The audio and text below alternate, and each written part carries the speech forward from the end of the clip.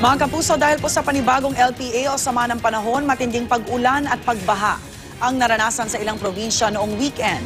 Narito ang report. Binayo ng malakas na pag-ulan at hangin ng lungsod ng Legazpi sa Albay noong Sabado. Sa dami ng bumuhos na ulan, mabilis na binaha ang mga mabababang lugar sa lungsod. Nagkanda buhol-buhol tuloy ang trapiko. Bukod sa mga motorista, maraming commuter din ang na-stranded. Matapos ang pag-ulan, mabilis namang humupa ang baha. Muntik namang umapaw ang ilang malalaking ilog sa isla ng Romblon. Sa gitna ng masamang panahon, nawalan pa ng kuryente ang bayan ng San Agustin. Pinag-iingat naman ng PDRRMC ang mga nakatira malapit sa landslide-prone areas.